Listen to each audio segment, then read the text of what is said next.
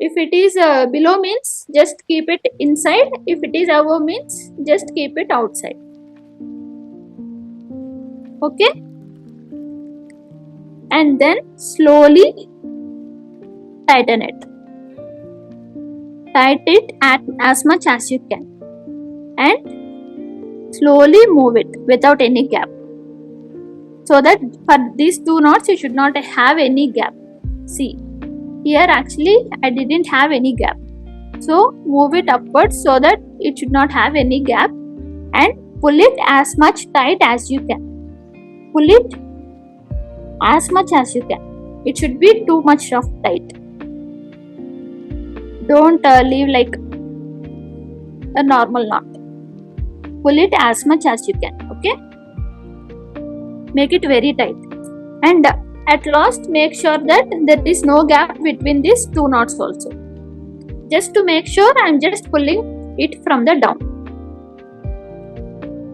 just to make sure that there is no gap in between these two. Okay, the same thing you have to repeat it how much length you want. If you want for a keychain, if you want this much length means the same thing you can repeat so many times. If you want it very small, actually some they like only small earrings. If you like only small earrings, with this itself you can stop it. If you want like medium size earrings, you can take 2 more. I am taking 2 more. I am just folding it into half. As I have said earlier, the left one I have kept the down for the first one. For the second one, the right one I have kept it down. So again I have to keep the left one down. So it will be like the left, right, like that. I am telling the down cord. Okay. So now I am placing the down cord, the left cord downwards and the right cord upwards. Just place like that, and through this loop just pull it.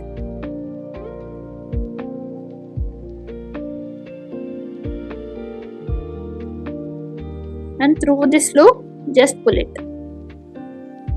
Actually, if you are beginners means you can take a little bit lengthy cord, because if they are very small cords means you may not be able to work with it very easily. So if you are beginners, you can take some 50 centimeter cord also and make it tight, as much tight as you can, and then just pull it upwards. Just pull it so that there should not be any gap here, so that see, here we can see continuous strands, right, like that. You should have continuous, you should not have any gap in between, and pull it as much as you can. Actually now I am planning for a small keychain only, so this much length I feel that it will be enough for me. But suppose means I'll cut it in this shape now. But suppose if you feel like if you want more length, then what you do is take another 2 more, and then the process continues. That's it. How much length you want, that many you can take. Here I have taken 6. If you add 2 more, it will be 8. Actually here if you can see, I have made it with a 8. It is almost like more than 6 centimeters like that. So how much length you want, you can take it. I am just adding 2 more just to show you.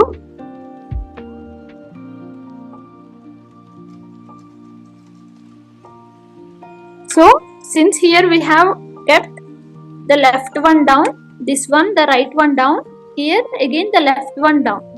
So here we should keep the right one down.